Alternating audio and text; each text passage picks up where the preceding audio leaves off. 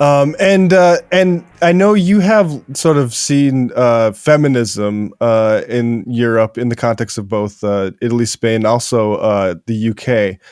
What sort of sticks out to you as sort of like the key points there? So, I think that we have a problem when basically things like ideologies move through different countries and people completely misunderstand them. I think it takes a minute for us to realize. In Spain, I'm just going to give you an example, like the protest on March 8th got split up into two because a huge part of the movement is trans and anti-sex work. But then other people who are willing to fight for rights and fight for sex worker rights, which probably should be all of us, but other people really think that being a colonial face is kind of the end all be all. And my experience, that really doesn't lead anywhere, and I honestly think the fact that this protest got split up besides of that. Another protest that got split up was the one from Labor Day. Basically, the unions marched separately from smaller unions that were kind of migrant workers, domestic workers, this smaller groups of anarchists, unionists, etc. And basically, I think both of them have issues because, to be honest, the bigger ones are pretty much in bed with the government, so there's not a lot of progress in there. And the smaller ones just are so fragmented that I don't really see any possibility of victory. And I think the level of resentment towards the government is far too much. So we have to find a way to work together, and I just don't see. I think there's a problem when there's this level of resentment towards each other, and just to the point where you march separate. Frankly, just sad. I think both sides need to do some work. But basically, what you were asking in terms of debate, so I studied comparative literature, and it was a testament for how, in a lot of universities, to be honest, Marxism is just a thing, or like it's widely regarded as outdated. And it's kind of replaced by, it's not just post-colonial theory, because I'm sure, look, there are interesting points, but ultimately a lot of post-colonial theory, again, not all, hashtag not all, but like a lot of it is a word salad, again, and it kind of ends up producing a lot of guilt tripping and resentment, even in between these young D-class students, who, if they don't become, the PMC, and honestly, I don't think that many do become that. Like, I think the situation is really bad. Yeah. But instead of working together, we are literally out to each other. Like, it was insane to be quite honest with you guys, and it really worried me because I got there and it really took me a long time to adhere to any sort of leftist, part of the equation, because I felt like I was being watched constantly, and like people were waiting for me to make any sort of mistake. And bear in mind, I was 19, so you are going to make mistakes. Like you just are. Yeah. And I remember I was really suffering with my housing options. I remember being shocked and being profoundly outraged. And the response from many of my classmates, again, not all, but not all, but a lot of them, the response was, get it together. What are you complaining about? Other people have it worse. Mm-hmm. And, when I had a problem, I don't know, with a dude or just, when I just existed, they came up with these priorities of like, you need to look more edgy before we die your hair pink. And also, this guy is just abusing you, and you should just never fall in love again. Like, I obviously exaggerating, but not that much. Like, it really was policing of your private life, your desires, your ritual behaviors. And then when actual issue that you have, you know, expected so much genuine rage and organizing out of, it will just get over it. Mm. So that worries me, to be honest. Like, and because every account that I trust confirms that this is not a meeting, because I experience what seems to be the norm, especially among young people. Yeah, it's interesting because like I had a similar experience, like because at university I studied philosophy, and I actually like focused on political theory and post-colonial theory. So like I went through that world, and came out the other side of Marxist, which was very rare. Most people went the other way. Yeah. But you know, I think it's really important for folks who aren't familiar. Like we're talking about post-colonialism, we're talking about like post-colonial theory, and like a lot of that is like inherently anti-Marxist and very much anti like class as like a universal category rather than a particular one. And it's one that like it's a political. I think you're right about like there's a lot of jargon and stuff in there, so you have to spend a lot of time even being able to understand what's being argued if there is anything deeper. But beyond that, it's like it overemphasizes, in my opinion, like the role of the university, and you can see why it's something that's very popular in humanities departments right now, because all the cultural production, the arguments like all the cultural production that are happening in the university are like reflected across society, and instead of recognizing the fund like.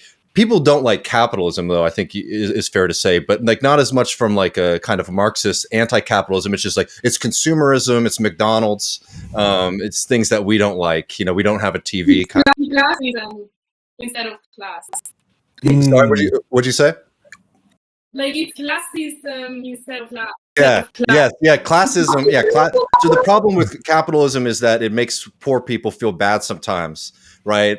Versus like that it exploits working people's labor, right? No, and it's like, and it's sometimes I think can be hard to recognize when folks are coming from that perspective if you're not really familiar. But like, yeah, it sort of reduces like the struggle between workers and capital to, a purely social and cultural fight versus like a very clear material and economic one.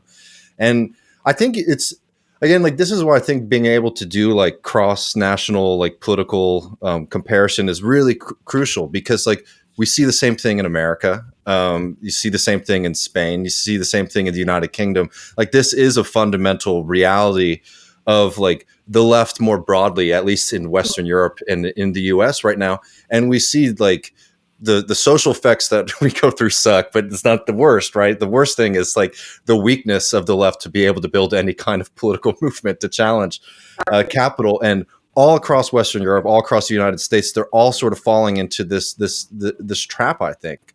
And it's hard to find ways to sort of mobilize our way out of it, other than I think just trying to return to doing class and local, grassroots kind of politics, because the people who get successful and have platforms right now, at least in the U.S., like I don't know how influential NGOs and stuff like that are in Spain comparatively, but like the NGO world has like a tremendous amount of influence over politics on the left in the U.S., and it's been very bad for building working class movements.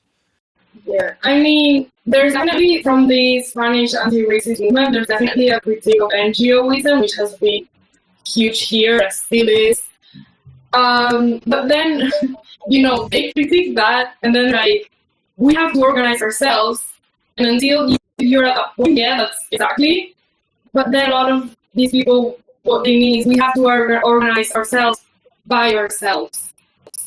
Mm-hmm. Mm. And then, it becomes like, okay, here we are, like basically the alternative, because the ideas move through the US, the UK, and then they get here, people, I think, still haven't understood where this leads. And fundamentally, what is happening is that this hegemonic,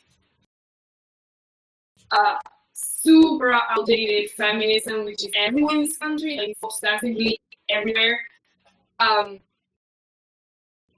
But it's like it's getting to a point where the hegemonic one is now becoming the more kind of anti-racist. Is it really? It's like the most kind of post-colonial, anarchist kind of feminism rather than more the one. And I think the process. The problem is that I would love to be happy about that, and I mean it's an improvement. But I don't think people understand how easy it is to take the road for that kind of, feminism to be taken over by feminism that is liberal, that is very Hillary Clinton. They don't understand how easy it is for their new feminism to be taken by the other one that they think they are moving on from. Mm-hmm.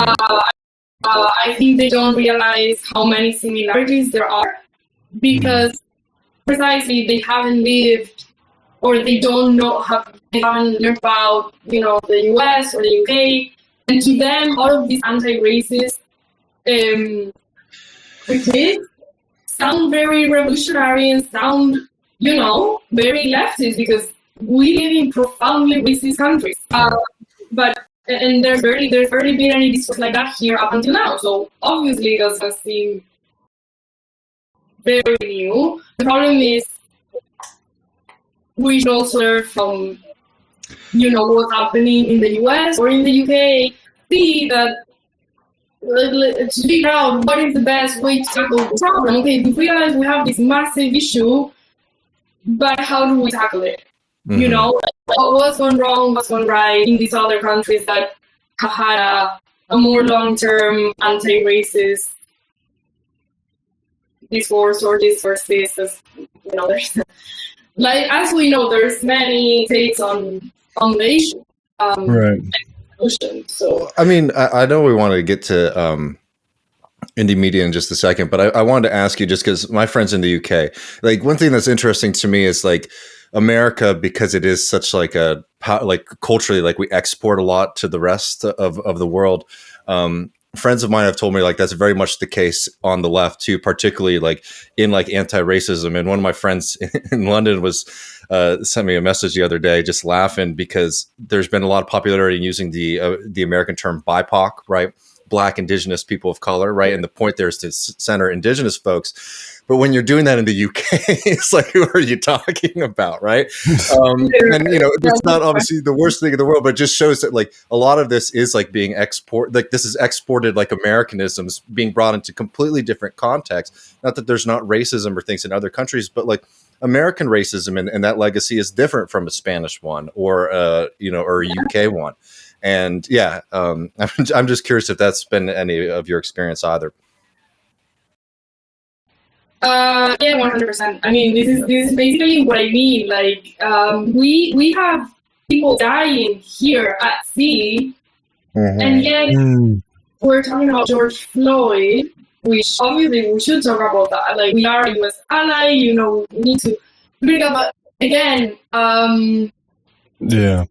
we can take the focus back to where we are, and also again, Lives Matter here is seen as something on the far left.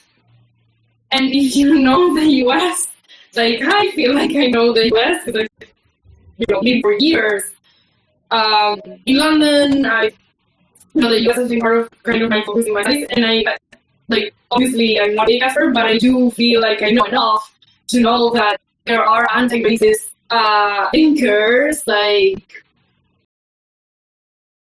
Vivek Shiver or A.O. Reed have much more useful things to say, in my opinion, here.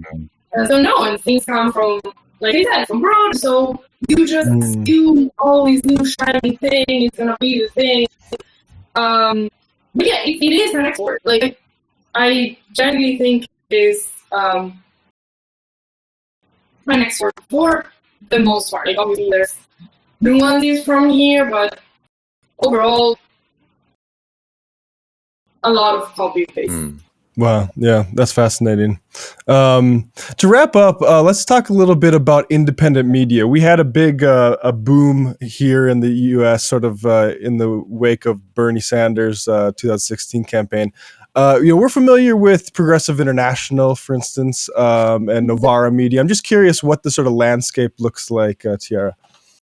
Yeah, so Progressive International, I've written for them. I've collaborated, etc. I like a lot of the stuff they're doing. I also think that there tends to be with the I know this like it's fine. And with them and even with Paulo Iglesias now, who probably also knows these are my thoughts, so it's fine. But I think that a lot of these people, there is a tendency to focus on, for instance, how undemocratic the X and Y judges are, or look what's happening to Julian Assange, or oh my God, the press, the media is ruining the left project. And I agree with all of that. I genuinely agree. I just why are we focusing on that? Like, I just feel like the focus on it is far too much. I think it's definitely over the top in the sense that a lot of people wonder, well, how is it? I think it should be more of a conversation rather than at first the very you say when you approach people. And I think a message such as Bernie Sanders would probably be best in the sense that he really managed to tell you're going to have healthcare. For instance, right? That's something that everyone can relate to, whether they're interested in politics or not. Because when being interested in politics becomes a requirement for organizing, you don't need to be this massive media, right? So this is really that bothers me in general. I have been seeing kind of some alternatives, especially in the UK. I think Mora is doing quite a good job. They have the very deep expert analysis, but they also really tackle, the fact that people are just cold and having to spend their time in classes in order not to their performance. So I think about that kind of thing is massively important. Actually, the kind of thing that I would go for if any political project that is formed by the working class. That would be kind of my number one priority. And they do that. Novara Media, I think, is really great. I think Grace Blakely in the UK is really doing a great job with the Earl to Win podcast. I really love her. And then also, there's this kind of we want a world that is beautiful, not just that you can survive in. I think I understand it well when he talks about luxury communism, which again you can really see there's a lot of content in there, but I think the idea that we have to aspire to something luxurious and abundant, that is very important, I think, and they're definitely doing that. And then in Spain, look, it's what I was telling you guys before. I have a feeling that we don't really have many media that are independent, that are left, that have a fixed ideology. I think disagreement is always good. It's always good, but when you are that speculative and that kind of all over the place, if there's a lack of something like Jacobin, or US, or I feel like this type of thing is not really. I can't really find it here, and I don't like that. And there's not much in terms of multimedia stuff, so it's all written form, right? We have Notebook Mess, which is mine, shameless self-promotion, at CTXT Contexto, which is also a Progressive International member, which is good because we get to, like, it's good to have, I think, these coalitions, so that's something good from the Progressive International. We also have a lot of media content. Mm-hmm. I think 35 is also an interesting project. Yeah. If you look at the policies, I think what they're proposing is quite interesting. They talk about, migration of the youth, like the Southern European youth, New Deal, etc. So that's interesting. And then we have a new project which is called La Pública from the Fundación Sentit Común, which they're doing quite interesting courses. I think they have this very mature mature attitude. Like, it doesn't feel juvenile at all. It actually feels like it's democratic socialist in the sense that it goes beyond social democracy without falling into, the tendencies we were talking about before of huge fragmentation, huge essentialism. Actually, I think, for the most part, so far at least. And I think that's good. I think that's good because, a lot of these media that I see around in the US are like falling into very anti-Semitic narrative, and they become grifters, like of the GB door type, and concept grift, and we have that here. But it's exactly the type of project that avoids that has a good link between social, like unions, for instance, and governments, right? Like local governments, state governments. When I say so, the national. Right. And then there's Clara is someone who's great. She actually talks about feminism in a way that is very refreshing and not feminism that is actually misogyny. I think she's amazing. She talks about masculinity a lot as well, which I think is much needed. People need to be saved from Jordan Peterson. So she's the best at that in terms of the gender analysis. Then there is Sobrera podcast. Verso Books is coming to Spain, and I'm really curious to see what you hear. And then in terms of people, I think there's Carrera, like I said, Owen Martin, Mark Montero, Mario Rios, Javier Gil for Housing, Santiago Albarrico, Nuria Lavado. These people are really great. Obviously, there's not like a one media platform that they own. Great, I love it. But you know what I mean?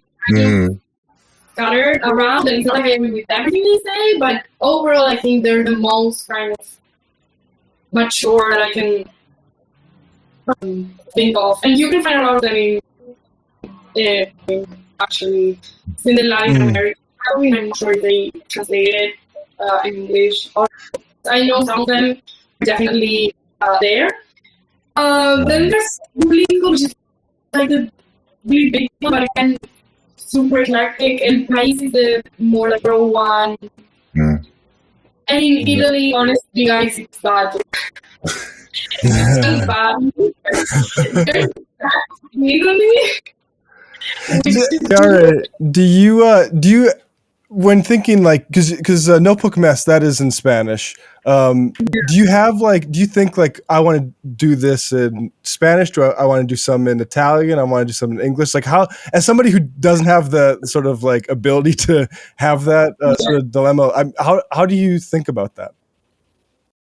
So I'm starting to do more in Italian now. I haven't before. I'm planning on interviewing actually a journalist from Il Fatto Quotidiano, which is one of the few kind of more independent Mainly, I mostly do it in Spanish. I wish I could do more in English, but there's a sort of, we get more interested in them than they do in us. Obviously, not you guys, because I'm here, but, like, and for understandable reason, like, the world is like your playground. You know what I mean? Like, sometimes in very bad ways.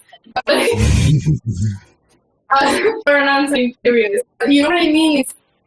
I think it's kind of sad because I would love to do more stuff in English, but yeah, if you're here, it's not that easy. But again, I do feel like Spain really needs more. You guys have, in the US, it's a minority that I actually respect a lot in terms of leftists, but more so than in most countries. You have some people that are my favorite, honestly, and it's actually how I got into leftist media and the media. We don't have that here as much, nowhere near. So, we do. I don't know how to bring here as much, but it's something that we should think about probably, how to do something more unified and more mature. Yeah. It feels profoundly juvenile. Yeah, well, I have to say people should follow Tiare Mora.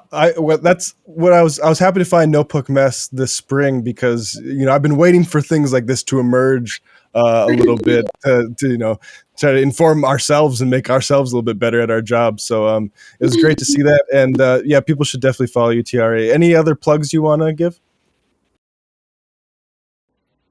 I don't know. I'm definitely forgetting someone or something, like, for sure.